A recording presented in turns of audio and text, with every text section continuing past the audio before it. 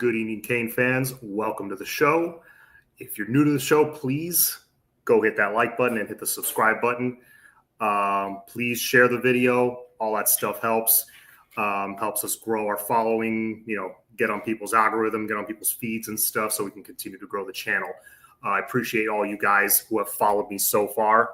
A little over 3,100 strong and counting. So keep those subs coming in, man. I want to keep this thing growing. As for that, we want to cover the ACC Media Days, of course. This is usually not something I'm that interested in, honestly. It's the whole dog and pony show that all the conferences do with the team. Each team has their head coach and a representative of a few players come in and talk to the media. It's all a bunch of coach speak. It's all a bunch of players answering questions, hoping to get some bulletin board material, kind of like what happened with Castellanos at FSU. But the Canes players and Mario Cristobal didn't really give any of that. I thought they answered their questions perfectly. I thought they conducted themselves well. So we'll go into that. We'll also go into a little bit of a fall camp preview. We'll probably be doing that a little bit before camp starts, just kind of looking at this roster and seeing who we're excited about, who we want to see take that next step, who we can't afford to lose to injury. So I can't wait to dive into that because I think it's been a long time since I looked at the roster and seen it with this much depth. And usually you can name like your list of guys, your short list of guys that you're excited to see this year. My list of guys that I'm excited about this season has gotten pretty long. That's usually a good indicator of maybe some kind of a good season in the fall. So before I get into all that, I have it in my link down below. Please go follow About the Fans, aboutthefans.com. We have merch now. Which I'll show a little bit later in the episode. But if you go down in the description below, I put a link there. We got a Cafecito and Cane logo t-shirt. It's really nice. Go click on that thing, check it out.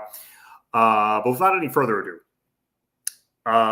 earlier today, Mario Cristobal talked to the media at the ACC Media Days, and they went and talked to a bunch of it's kind of like Radio Row at the Super Bowl. They went and talked to a bunch of podcasts as well. And I know Locked On Canes, Alex Dono had Cristobal and Carson Beck earlier today. So great job by him because, as we know, Carson Beck doesn't do a lot of media stuff. He doesn't really talk a lot to the media. But now that he's healthy, he's throwing, I feel like, okay, now kind of unleash him to the world, so to speak. But I thought Mario, first of all, I just want to say this. I feel like he represents us really well. Answered questions like a pro. Kenton Gibbs, I know him from, he's one of the guys on Locked On ACC. He does a great job. Him and Dono, actually. I'm a fan of his. He threw a question at Cristobal that I thought Cristobal tackled very well. And actually wasn't expecting this answer, and he's got a point.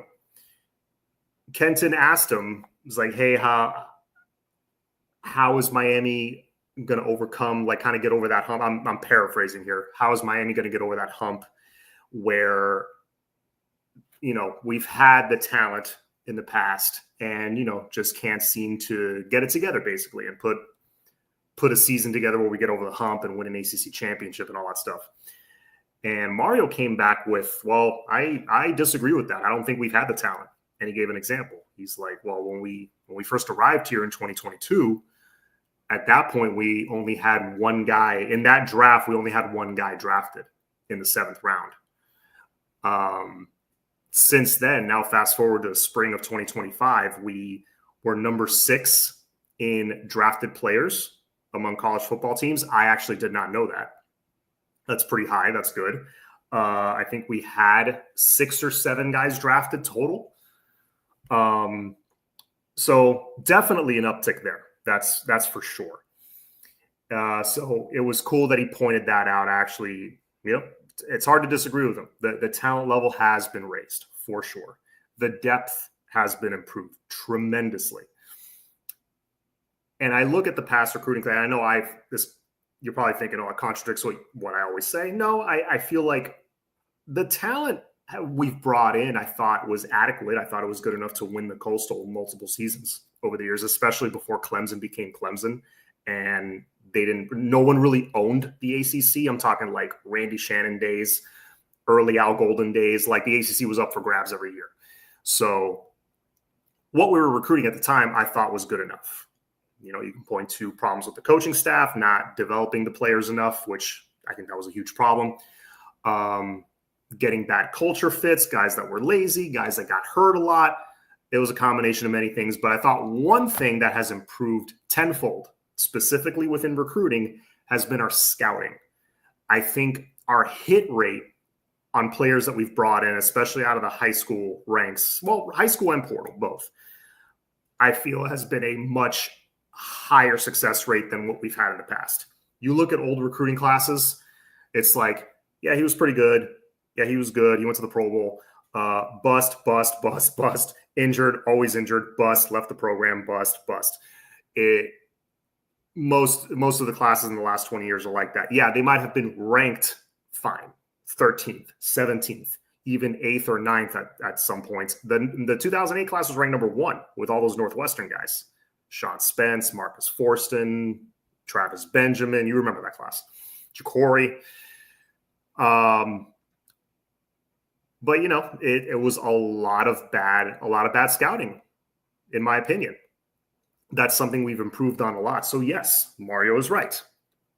We may have had some semblance of talent to work with. The cupboard maybe wasn't totally bare before, but the cupboard is now well stocked at multiple positions.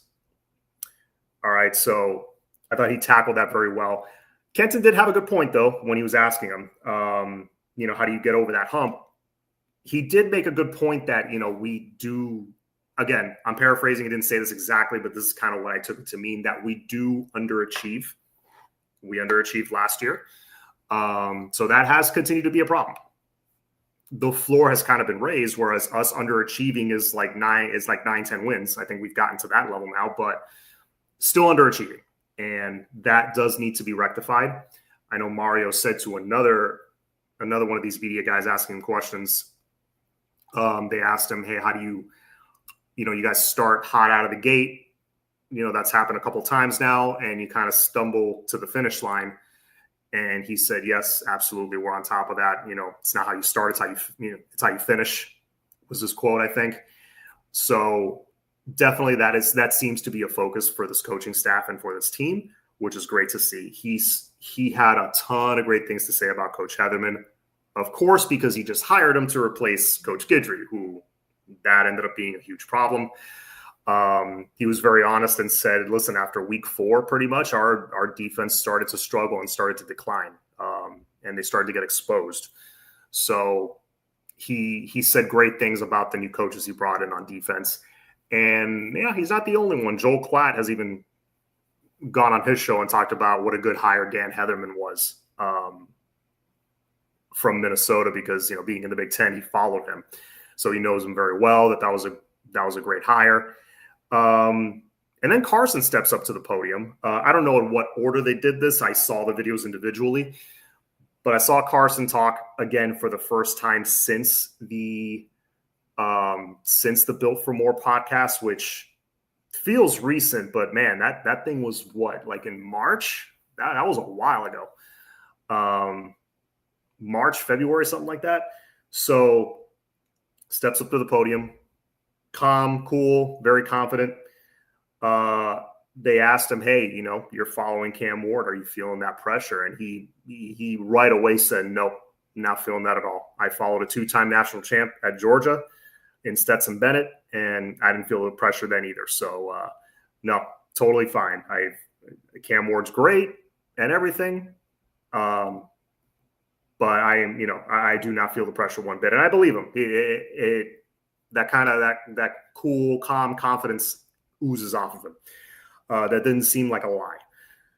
So does not seem like he's feeling that pressure, and certainly seems like a guy who's happy to be in Miami. I don't know about you.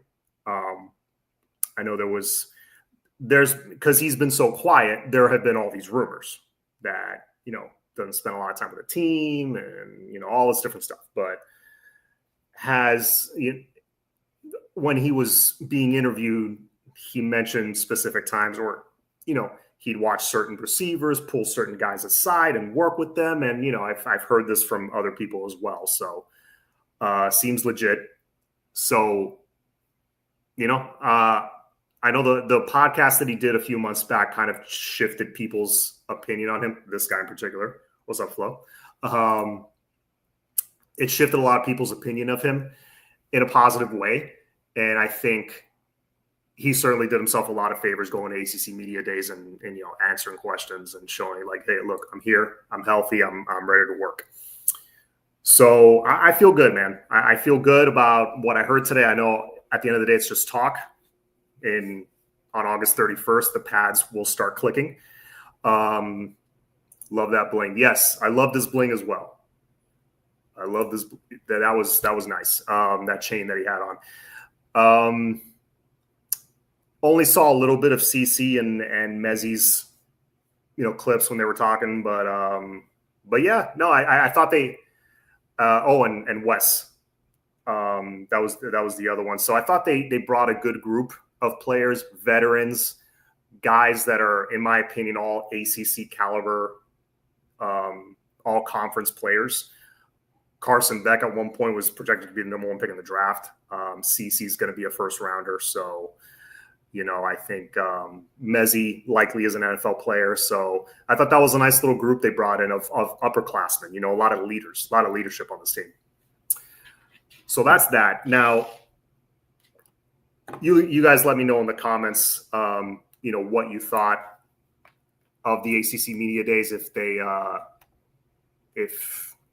you don't really follow that stuff, you think it's boring. I've always thought it was boring in the past, but I thought this particular season, something about it was like, you know what? Let me watch this year, because I don't know. I feel like this season is going to be a little different. This season has a chance to be a chance. Let me be very clear on that. They still got to go and earn it on the field. But like I said, we're going to go through the roster now, and I feel like there's a lot to be excited about. But that said, let me do this quick little ad spot right here, impromptu. So I mentioned earlier about the fans. Go check them out. Let me share my screen here really quick and show you guys the new logo t-shirt. Check that thing out. Beautiful.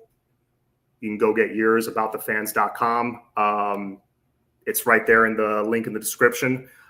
Not great at marketing myself, trying to get better at it, but please go check them out. They do a great job. They got a ton of other stuff too, stuff for Team Miami Flow and stuff for other teams as well. If you don't like just the Canes, they got like Panther stuff and Heat stuff and all that.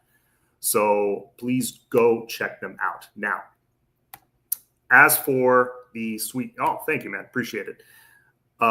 Go thank Adrian who runs About the Fans. It was kind of a collab putting that thing together. So that's my new logo now. I love it. I've had it now for I think a little over a year. Maybe more. Maybe closer to 2 years I've had this logo. Anyways, so let's pull up this roster. And I want to go over guys, not just the incoming freshmen, obviously, like a Hayden Lowe, Malachi Toney, guys like that, that are going to make an impact. We're excited about them. Yeah, of course. But you know what? There's going to be guys that have, let's see if I can bring up this. Okay, there we go. I was having difficulties last time doing this. Let me see if it lets me this time. No, not slides. Come on, let me share the. Sorry, folks. Going to be a little dead air for a second. I'm trying to share my Excel.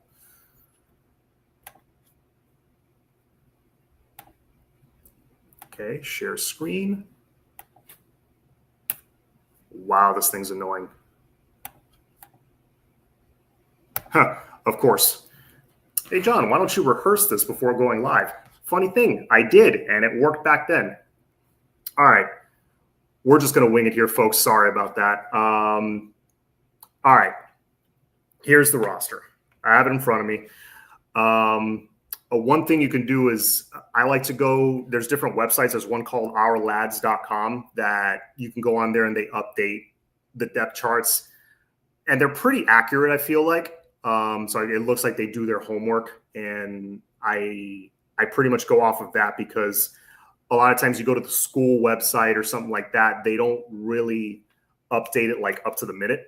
Like if we, new incoming freshman comes in the spring or something like that, they don't update it as often. So I'm looking at this right now, and man, the first thing that comes to mind is a lot of, because I have the seniors highlighted a certain color, or guys that are upperclassmen that are likely gone, like a Ruben Bain. He's not a senior, but very likely he's gone. This is his last season. I'm looking at the offensive line. A lot of older guys. I mean, the downside is you're losing probably 4 out of your 5 starters, maybe all 5 if Matthew McCoy ends up starting and he has a great year. You got age, you got experience, you got a ton of size there. I am very, very, very excited about that offensive line. It was top 10 in the country last year, in my opinion, just overall. Run blocking, pass blocking, just all the different metrics. I consider Miami's a top 5 O-line last year. This year, I think they're among the elites. If you do a top 5 right now, I think they're up there. Thing is, I think Notre Dame's up there too, possibly. So that first week's going to be a test. But I'm looking at this and I'm like, man, you got Markel Bell is one of the guys that I mentioned that I'm very, very excited about. 6'7", 6'8", 300 million pounds, just a freaking monster. I really feel like he's going to keep getting better and better, and he's going to anchor down that left side. Right now, you got a little bit of a battle. I'm hearing between Ryan Rodriguez and Matthew McCoy. I think Matthew McCoy ultimately is the better player, and he's going to get the snaps. But Ryan Rodriguez, I think, is going to get to play a lot on the line. You got Brockermeyer, who's a senior, great experience. That's who you want at center. Inez Cooper is one of the best guards in the country. Another guy who's 6'6", 320 plus pounds, monster, athletic for being so big. And then, of course, you got Francis Mauigoa, who not just a first rounder, he's probably going to be like a top 10 pick, top 12-ish pick. So O-line, we're set. If I had to give that a grade, I would say A.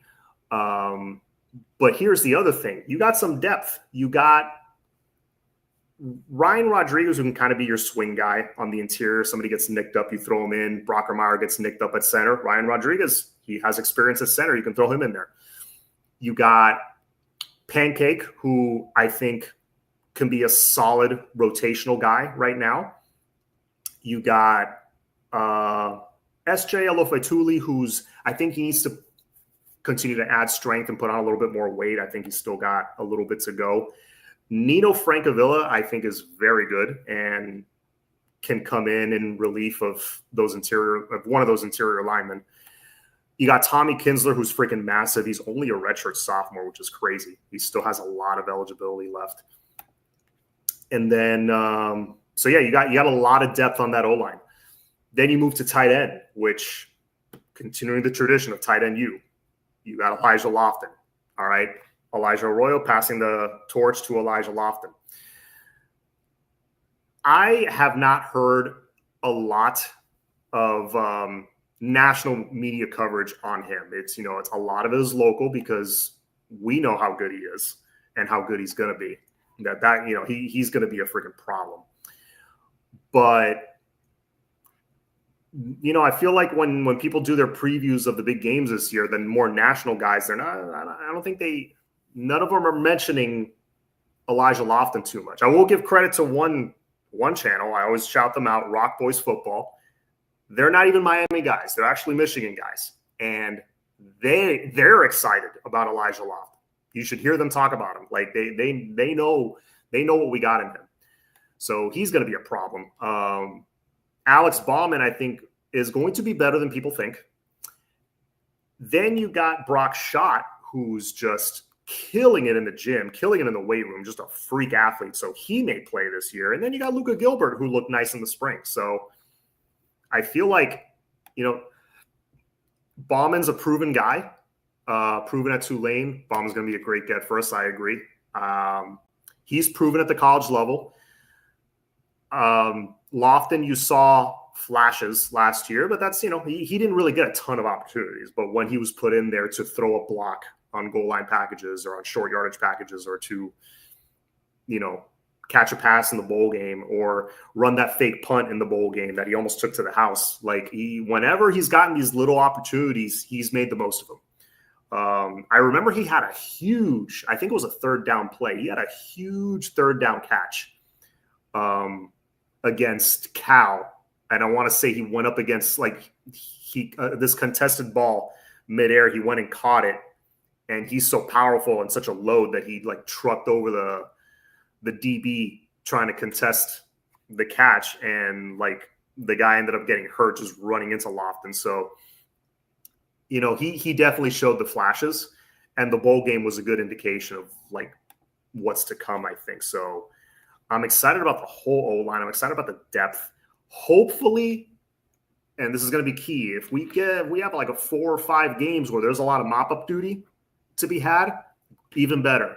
Throw Pancake at left tackle, throw SJ at center, throw Frank Avila at center, throw Juan Minaya at right guard. Let these guys get their feet wet. Throw Jaden Wilkerson in there, who's still a freshman. Let them get their feet wet, because some of these guys have elite size for sure, but I don't want to see them going into 2026 without any snaps under their belt, meaningful snaps. I'm sorry, no disrespect to them, but Bethune-Cookman, those games early in the season, that doesn't count. I'm talking if there's garbage time against Florida or garbage time against Virginia Tech and Blacksburg, games like that, that's a real opponent. That's an actual D1 Power 4 athlete in front of you. That's a little bit different. So they're going to need to get in there and develop for sure. That's going to be key for us in the future. Then you got at wide receiver, some people say unproven. CJ Daniels, I think, is plenty proven at the college level. And some say that he had an off year last year. I tend to disagree. He went into the SEC considering he had a pretty significant injury in his foot. He did admirably. He didn't set any records or anything like that, but I think he was solid. I think he had 400 or 500 yards, something like that. And Brian Kelly really, really loved him, described him as a glue guy. And they wanted him back, but he hit the portal, came to Miami.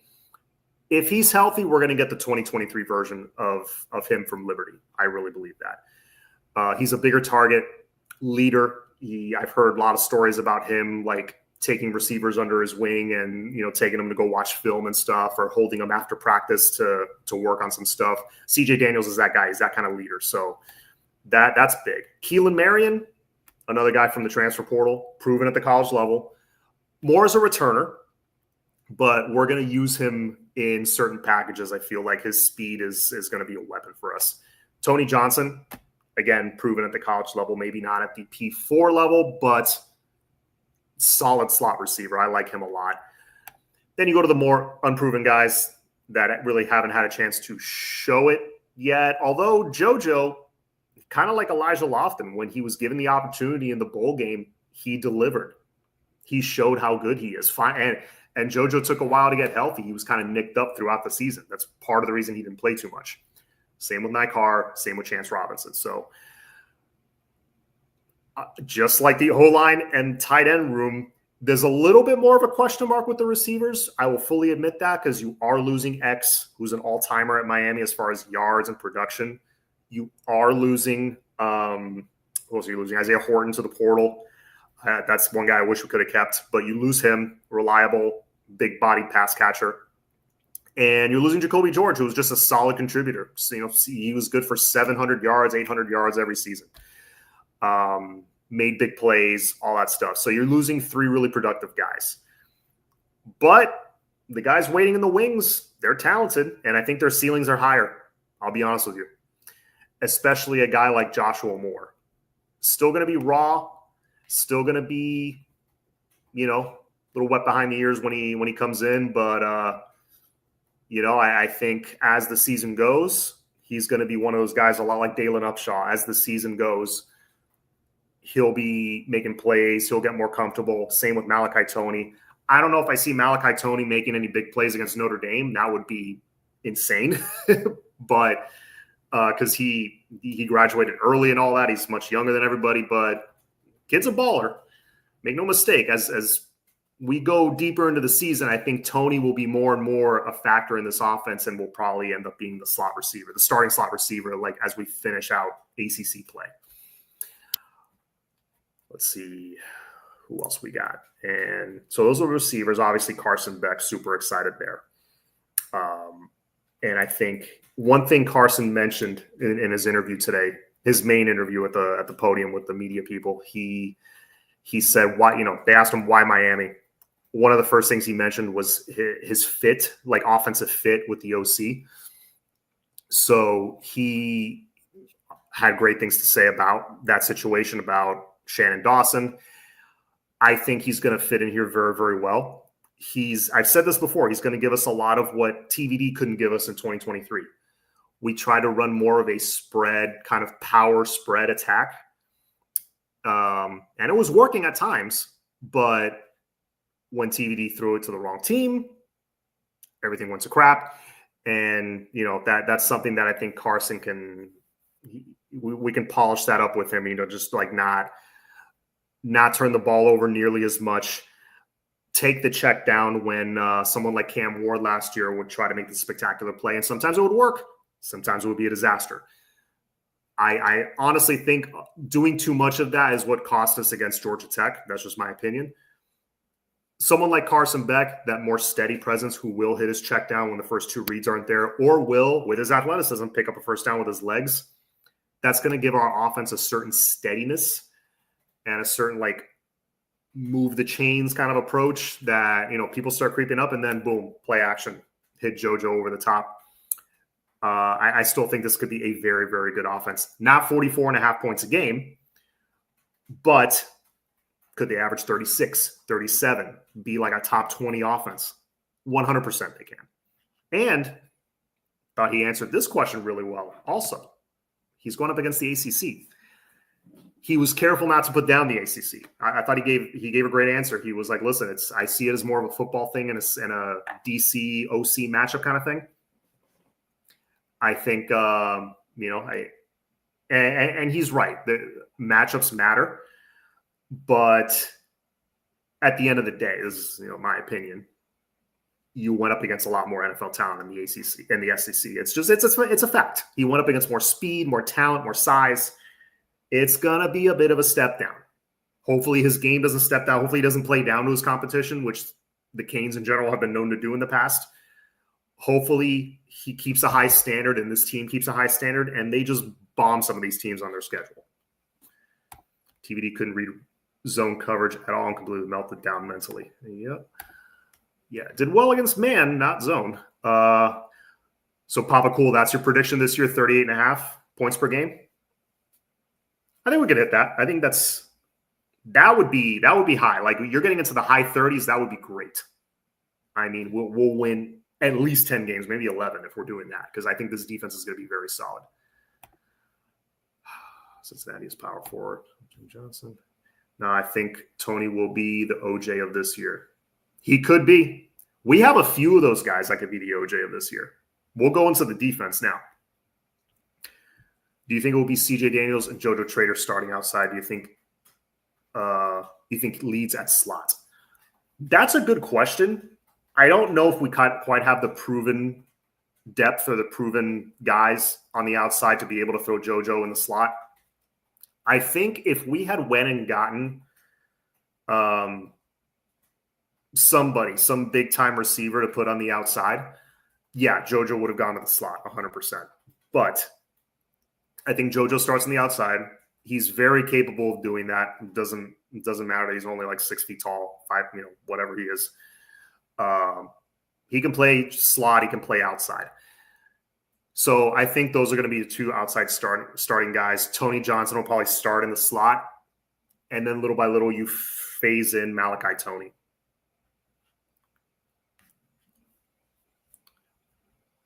Best tight end room in the country. Let's see. Could very well be. Certainly in the conference, it could be. I think JoJo has a good year, but I really think CJ Daniels going to be that guy this year, with JoJo taking another step next year, being that guy. All right. I hope you're right, man.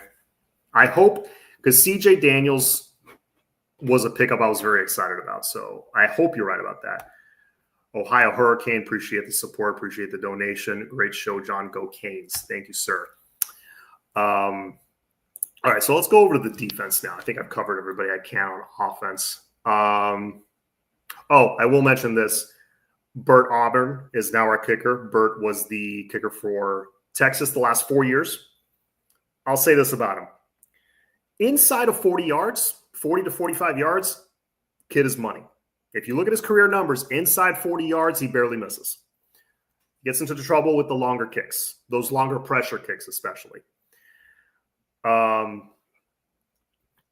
Is what it is. Now, to offset that, I think Mario has always been very aggressive, especially on 4th down. So I think if it's like 4th and 3 or shorter, and if it's like a 50-yard kick, 48-yard kick, Mario's going to be like, you know what? Let's just go for it.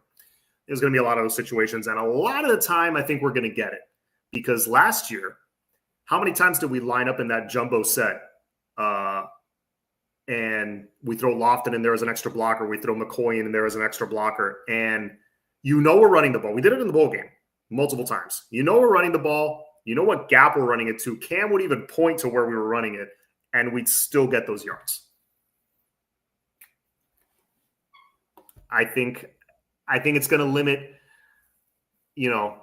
those times that we're going to need Bert Auburn to go make a long field goal. I don't think it's going to – hopefully we're not going to need that too much from him. I think Marion can finish with the most all-purpose yards. Yeah, he could. I mean, he's an All-American kick returner. It depends on the match for JoJo. Yeah, we'll see. It'll be interesting to see if they move him around. By the way, let me take a sip of my cafecito. Cheers. Ooh, that's good. When you put the perfect amount of sugar in your coffee, it's the best. Okay, defense. Now, I truly believe this could be a top 25 unit. I really do. They got the bodies. They got the talent. I don't want to hear any excuses. They got to go out there and vastly improve from last year. I mean, that's not going to be too hard, but I'm talking like not just take that next step, take like multiple steps in the right direction. I believe they will. Because honestly, last year, I don't think we had a talent issue. I really don't. Maybe in a couple spots, but for the most part, I thought the talent was solid. I think you just had a few key injuries. Reuben Bain missing almost half the season was huge. I want to – did Mezzi miss some time last year? I think he did. So you had a couple of injuries on the D-line. You had injury to Damari right out of the gate. That really killed our secondary.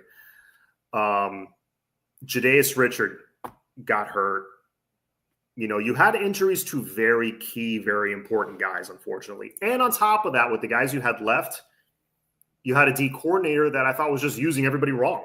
We were running stunts on every other play, which take if they get blocked, it takes 9 hours to generate any pressure on the quarterback. With a team like us, with the talent you have up front in the front four, you should not be stunting. You should not be twisting. You should not be doing any of that stuff. Unless you want to throw in a random curveball once or twice a game. I really believe you just do what you did against Wake Forest. Put those front four out there and just go. Just go after the quarterback. Can't wait to win the ACC so the next Elite South Florida tells us he didn't commit because we only won one. Oh, man, that's funny. Mezzi lost 20 pounds. Yeah, I heard he's in great shape. I heard Mezzi's in awesome shape. So that's another guy. I'm excited about. Bain being healthy again, Mezzi being totally healthy again and back to his right playing weight, as well as Ruben Bain. Who else? Popo, I like him. I think he takes another step this year. We'll see. Kellen Wiley, still very young, still very raw. I think his time is next year in 2026, but he'll be used this year. He's too big and too fast. Chase, we've been talking about him for 4 years on this channel. I just want him to stay healthy for an entire season, and I think he could really contribute. Obviously, David Blay, Justin Scott in the middle, Dante Simpson, excited about him. But specifically Justin Scott and Ahmad Moten, that combination could be really dangerous with David Blay, who's a legit NFL prospect as well. All three of them, I think, could be legit NFL prospects by the end of the year. That's going to be a nice three-man rotation. We're not super deep at that position right now, not with proven guys. But those three have me very excited because if you want to win, you got to generate pressure from the middle of that D-line specifically. You got to get pressure in that quarterback's face right away. The quickest way to do it is right up the gut. You also have Armando Blunt. Excited about him. Why? He's in phenomenal shape. He's gotten huge. He is only 18 years old because he came to Miami early. He graduated a year early. Very intelligent young man.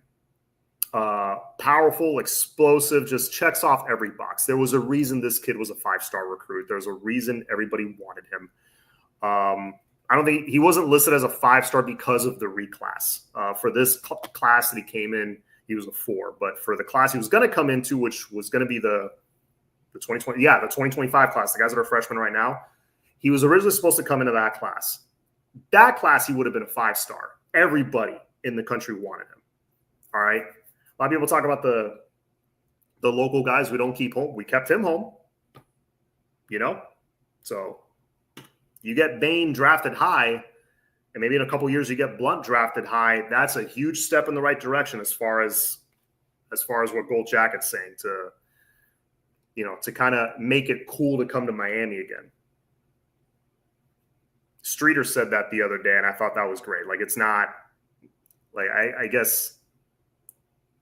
Forgot what his exact words were, but I kind of agreed with what he was saying. It's like it's not right. It's not cool to come to Miami right now.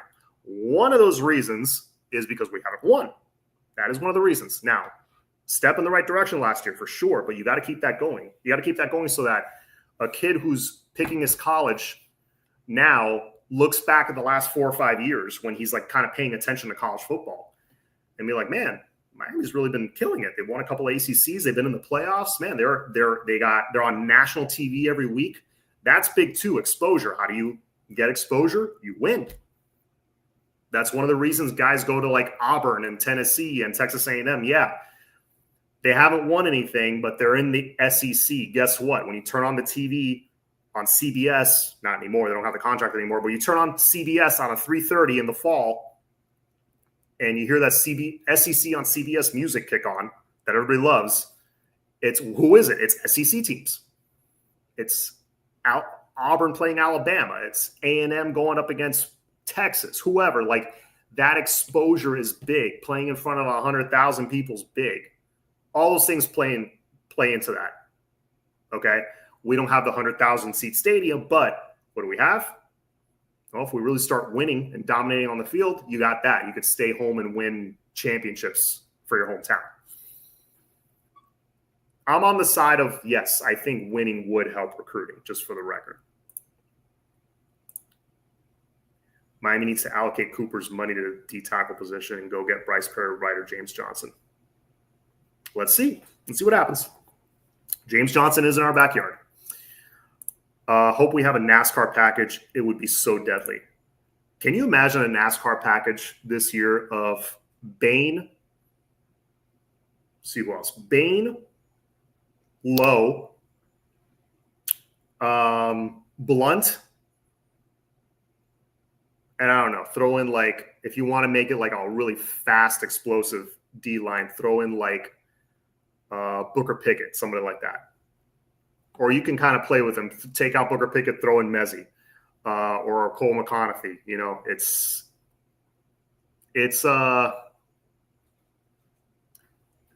yeah, you could do a lot with that. Blue, good evening, sir. DeMar would be more likely be at the nickel position. I think he'd be deadly as a nickel. Absolutely deadly.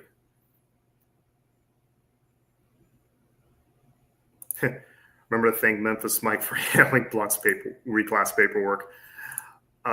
We have to give these very talented. We have to give these very talented freshmen a chance. They have to start sometime. Yeah, Moore, Tony, Trader, Carr, Robinson. Put them in for a couple downs. If it doesn't work, go back to your original plan. Hey, I'm with you, man. Get them, give them a chance. But remember, Mark, Mario is very much like you got to earn it.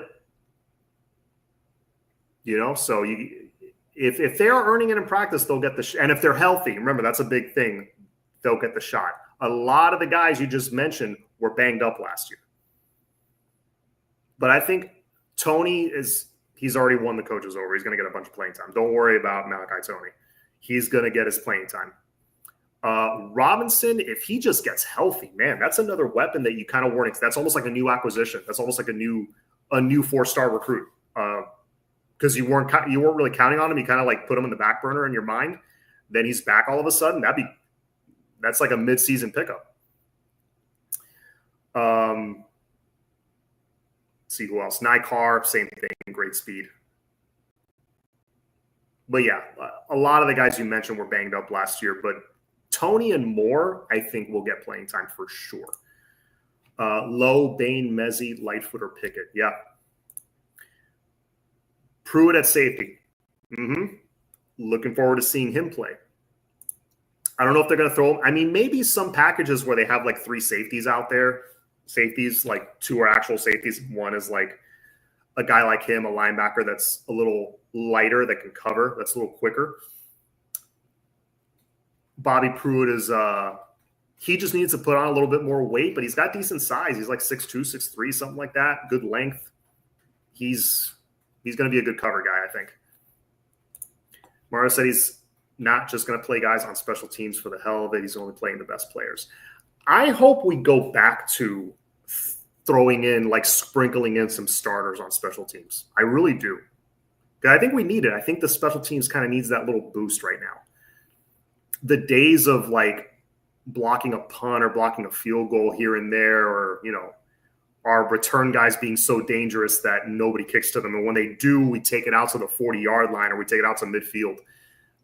You know, those days have long passed, and we got to get back to that.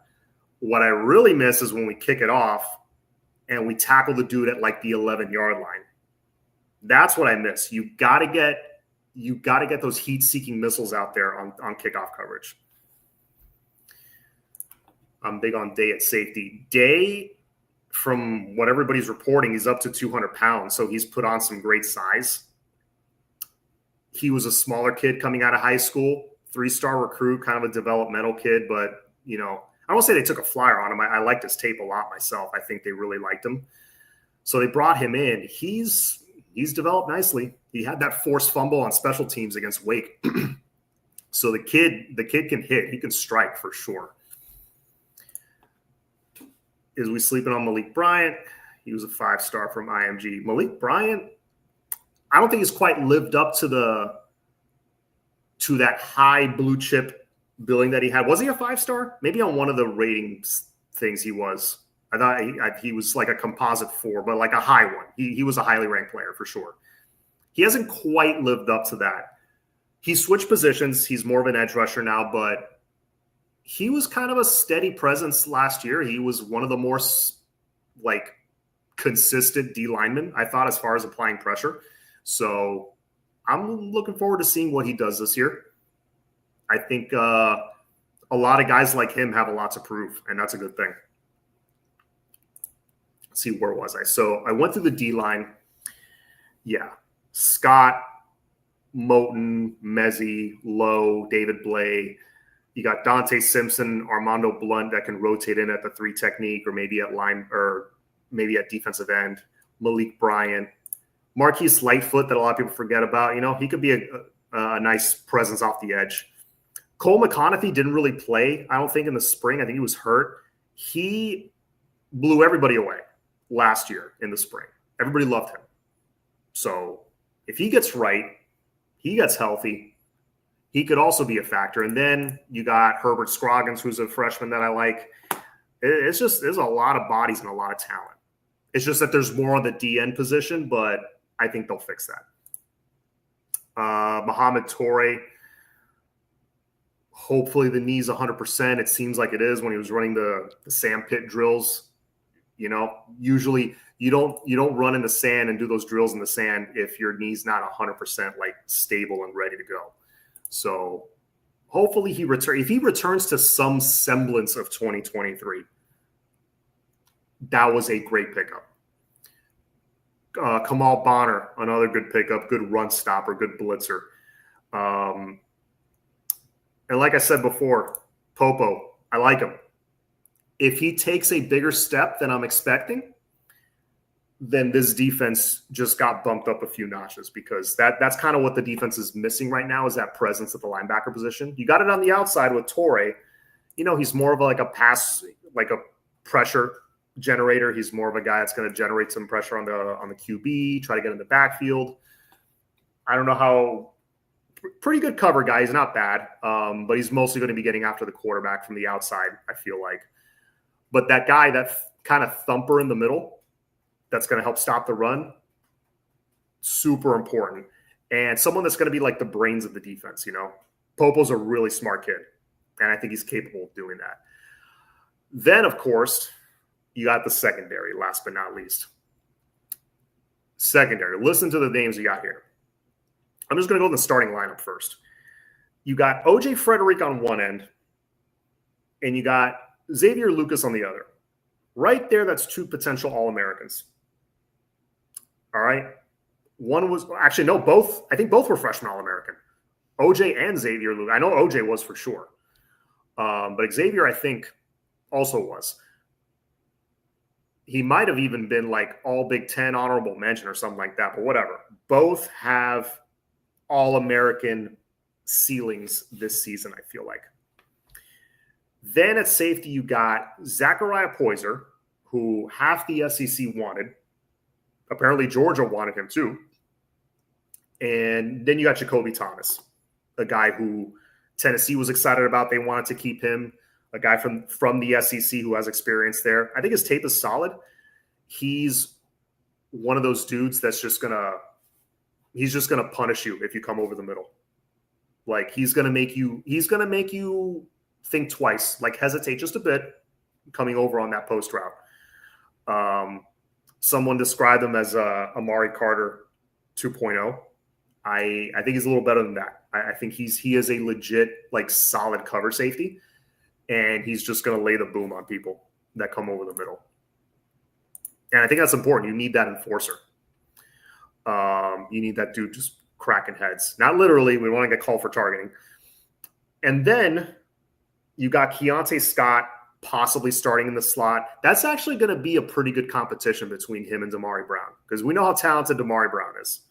Keontae Scott was all SEC as a punt returner and I think as a slot corner as well. I think they gave it to him on both. I could be wrong on that, but I know he was all SEC at least on one of them. Great punt returner.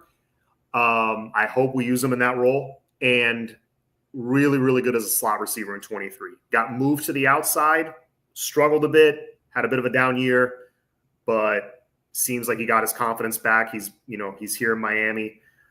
He's back with Coach. I think Coach Etheridge was the one that was coaching him before. So, he's got that relationship already, comfortable. So that presence at slot corner, which is becoming an ever more important position in college football, is to have a steady presence like that is huge. Or even to have Damari Brown, who maybe beats him out. We'll see. That's going to be, yeah, agreed. That's going to be a tough competition. Yeah, Thomas highlight reel will be a highlight reel and plenty of flags. If there's flags, hopefully it's in garbage time and we're already ahead. If Mo 85%, we in good hands. Yeah. Let's see who else. And then coming off the bench, Ethan O'Connor, proven at the college level, solid cover guy. Dylan Day, we talked about him, put on some good weight. He's a sophomore now. I think he's going to be able to contribute immediately coming off the bench. Markeith Williams, who's been with the program, it seems like 10 years. He, I don't want to say he knows the defense because it's a new defense, but I hear it's a very easy to understand defense. That's the mental part's never been an issue for him. It's more just the tackling, the physicality, but he's also a good presence to have back there, at least for, leadership and mental purposes and experience. You got Damari, like I said, Charles Brantley. That's another one who can play in the slot. He can play on the outside too if you need him. If somebody gets nicked up, you got Charles Brantley there, who's a proven player from Michigan State. Smaller guy, not going to lie to you. He's small, but just an absolute dog. And he's just a fierce competitor and makes plays. He's not just like a little scrappy dude. No, he legitimately makes plays. Then you got Jabari Antoine, Bryce Fitzgerald coming in now, Amari Wallace, Chris Ewald, and Isaiah Taylor. So you got numbers, man. I just named, what was that, like 24 guys I just named? 1, 2, 3, 4, 5. Sorry, not 24, 15. I was like, I'm looking at this on Excel and it's adding it up. No, not 24. I just named 15 guys that can be rotated amongst all these, a bunch of different positions. So secondary is one of those units that I feel really good about. It's a lot of DBs, yeah. And Ryan Mack. I forgot about him. 16. That's 16 guys. What happened to Mac? He's I think he still was not 100% in the spring, so that's why we didn't see a lot of him. But hopefully, he can play a little bit. Oh, and Jadeus Richard. Did I even mention him? No. So that's 17 guys in the secondary that can play. So that's good. All right, boys and girls. I went a little over the time that I was expecting. I thought I was going to be here 45 minutes. I went almost an hour, but appreciate you guys hanging out with me. 60 in the chat. Thank you guys so much for being on. Oh, Juan sneaking this in. He always has good comments. Let me see what this is about. John Scott is solid at the nickel.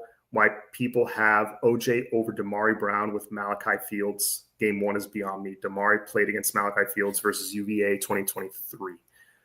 Yeah, Malachi's a big dude. And look, OJ's one of the best corners in the country. I think that's undeniable. He's one of the better corners in the entire country. Amongst ACC corners, elite. Okay, so I don't blame him for putting him there. Or I don't blame Mario for putting him there. But look, you still got all of fall camp to go through. They are going to look at matchups. If OJ's getting exposed a little bit because of the size thing, I'm sure Mario's going to throw Damari in there. We'll see. That size gave OJ problems at Syracuse. True. To be fair, though, everybody had problems at Syracuse. Everybody had problems at Syracuse, including Damari. Damari got beat a couple of times. We were just on roller skates that entire game. But anyways, guys, I'm going to log off. Please hit the like button, hit the subscribe button. Share this with your friends, your fellow Canes fans, fellow college football fans. Please help us grow the channel. And enjoy the rest of your night. One more thing. As I said on Sunday, I will start doing twice a week once camp starts. So probably sometime next week, I'll start doing twice a week, Tuesdays and Thursdays, every single week. From the beginning of camp, pretty much till the end of the season, whenever that is. Hopefully it's deep into January. And if it goes well, I may just make that permanent. I may just be permanent Tuesday and Thursday every single week. If guys like Dono and D Money and all these guys can do a daily podcast, I can certainly do twice a week. So I love doing it. Love chatting with you guys. I love bringing in a guest from time to time to chop it up. It's fun. So I will commit to that starting, again, when camp starts. And yeah, I appreciate your guys' support as always. Go Canes, and have a good night.